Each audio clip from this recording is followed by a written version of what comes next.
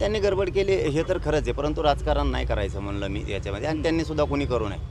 आता शेवटी इथून पुढं तरी अशा घटना होऊ नयेत याच्यासाठी मी सकाळी पण सांगितलं की कायद्यातच दुरुस्ती व्हायला पाहिजे त्या, की महापुरुष कुठले पण असू द्या, त्यांच्याबद्दल जर असं कुठं घडलं, त्यांनी दर्जेदार काम नाही केलं किंवा त्याची काही चूक आहे, त्याच्यात असणारा कोण मध्येसुद्धा मध्यस्थी बी असतो कोणीतरी, हे सगळेच मध्ये गेले पाहिजे.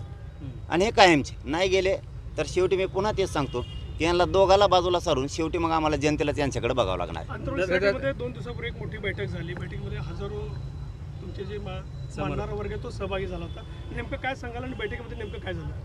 नाही, ते 1 वर्ष पूर्ण झालं होतं आंदोलनाला. हे देशातलं सगळ्यात मोठं आंदोलन आहे की जे 1 वर्षभर तितक्याच संख्येनं तितक्याच लाखात लोक त्या आंदोलनामध्ये सहभागी आहेत. त्या देशात असं आंदोलन झालं नसेल कधी.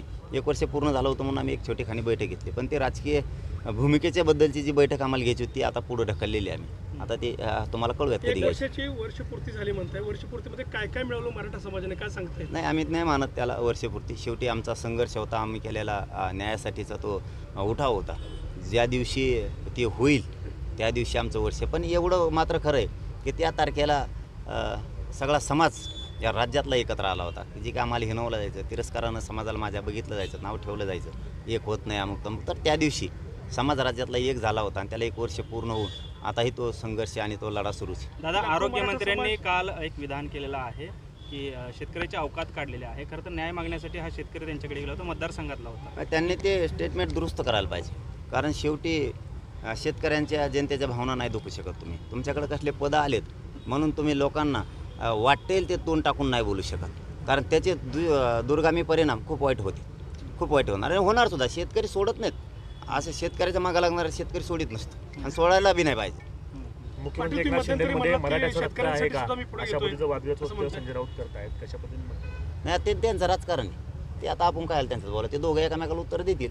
पण आमच्या आरक्षणाच्या बद्दल आणि शेतकऱ्याबद्दल आम्ही खंबीर आहेत, आम्ही मागत लागणार आहे. शेतकऱ्यांसाठी मी करतो म्हणाले काय जण, शेतकऱ्यांसाठी आहे, मुस्लिम समाज असेल, धनगर समाज असेल, सगळ्यांसाठी मी सगळ्या घटकांना सोबत घेऊन काम करतो असं तुमचं म्हणणं आहे? करतोयच.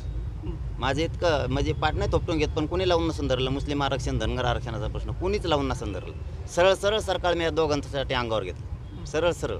आणि शेतकऱ्यासाठी सुद्धा करणार आहे. माझं एवढंच म्हणणं आहे की आमचा ज्वलंत मुद्दा आहे मराठा आरक्षण. ह्यो सुटला की त्या प्रश्नाच्या मागे मी लागलो. शेतकऱ्याला न्याय मिळाला पाहिजे आणि त्यांनी 30 सप्टेंबरपर्यंत शेतकऱ्याला न्याय दिलाच पाहिजे, या भूमिकेत आम्ही आहेत. नसता आंदोलनच पुकारावं, परंतु 2024च्या निवडणुकीचं मिशन हातात घेऊ, तेच आंदोलन समजायचं. आता रस्त्यावर येण्यापेक्षा सगळ्या शेतकऱ्यांनी, सगळ्या जाती धर्माच्या गोरगरीब लोकांना यांना पाडून टाकायचं. नेमका संदेश काय देत आहे की तुम्ही उभे करणार आहेत? नाही तर होईल ना, आत्ताच नाही बाबा, इतक्या लवकर सांगितलं होतं मला लगेच कार्यक्रम सुरू करते ते. मी टायमाला बरोबर गेम लावतो यांचा कसा लावायचा ती. समाजातील अनेक घटकांचं म्हणणं आहे की तुम्ही परत उपोषण करू नये, त्याच्याविषयी व्हिडिओ मोठे प्रसारित झाले, लोकांची तिथं मागणी केली, काय सांगाल दादा? नाही, माझ्या समाजाचं माझ्यावरती प्रेम आहे, सगळ्या 18 पगड जातीच्या लोकांचा माझ्यावरती माया आहे खूप. मी त्यांची भावना समजू शकतो, परंतु मी पण माझ्या स्वार्थासाठी करत नाही. त्यांचेच लेकरं सुखी व्हावेत, तो शेतकरी सुखी व्हावा, सगळ्या जाती धर्माचे लोक सुखी व्हावेत म्हणून मी करतो आहे. मी 29 सप्टेंबरला आमरण उपोषण करणार आहे, ह्याच्यावरती मी ठाम आहे, परंतु माझ्या स्वार्थासाठी नाही ना. माझ्या समाजाचे लेकरं आक्रोश करत आहेत, बलिदानं खूप गेलेत, मी त्यांच्या न्यायासाठी झगडतो आहे. समाजाची माया बरोबर त्यांच्या ठिकाणी ते योग्य आहेत की करायला नाही पाहिजे, परंतु मला माझ्या ठिकाणी मी योग्य आहे की माझ्या समाजासाठी मी काहीतरी केलं पाहिजे, म्हणून मी माझी जीवाची बाजी लावतो. दादा, नेमकी भूमिका असते कशा पद्धतीने सगळा पाण्यावर असतो? शेवटी देशातल्या लोकांच्या भावना दुखावल्या. छत्रपती शिवराय हे दैवत आहेत या देशाचे, आणि एवढ्या मोठ्या स्मारकाचं अशी दुर्दैवी घटना होणं ही आमच्यासाठी खूप आम्हाला दुखावलं, आमच्या खूप भावना दुखावल्या. त्यामुळं आमचं एकच म्हणणं आहे की याच्यात राजकारण कोणी आणू नका. छत्रपती शिवरायांचा वापर तुम्ही राजकारणासाठी नाही करायचा. शेवटी हे जनतेच्या अस्मितेचा प्रश्न आहे, या रयतेच्या अस्मितेचा प्रश्न आहे, 18 पगड जातीच्या लोकांच्या अस्मितेचा प्रश्न आहे. तुम्ही त्याच्यात राजकारण करू नका. तुम्हाला खूप जागा आहेत राजकारण करायला, मग तो कोणताही पक्ष असू द्या, तो महाविकास आघाडी असू द्या किंवा ती महायुती असू द्या, तुम्ही त्याच्यामध्ये राजकारण करायचं नाही.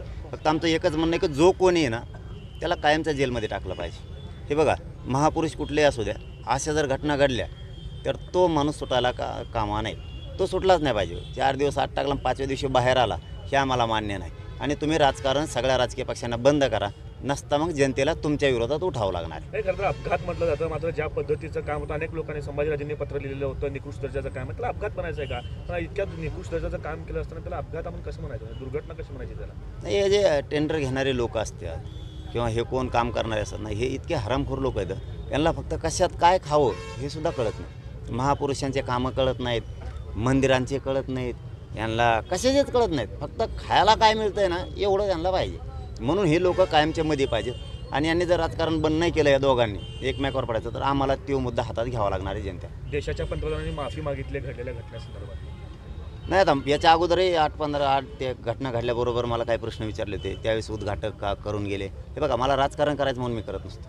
हां, चुकला की मी सोडत नाही त्याला, मग तो कोणी असो. अरे उद्घाटन करून जाणाराचा काय दोष? इथं काम करणाराच नीट नाही. घटना तर घडली, आता माफी मागितली का नाही मागितले काय, आमची मानहानी व्हायची, आमचं जेवढं भावना दुखवायचे ते दुखवलेले आहेत. तुम्ही अगोदरच कंट्रोल ठेवला असता ते दर्जेदार होतं आहे की नाही होतं आहे काम, ते अगोदर ठेवलं नाही. आणि आता नंतर एवढी मोठी दुर्घटना झाली. जाऊ द्या, मला त्या राजकारणात पडायचं नाही आणि ते करायचं पण नाही. मात्र तो माणूस मधी गेला पाहिजे आणि तो कधी सुटला पण नाही पाहिजे. दादा, आपण खरं तर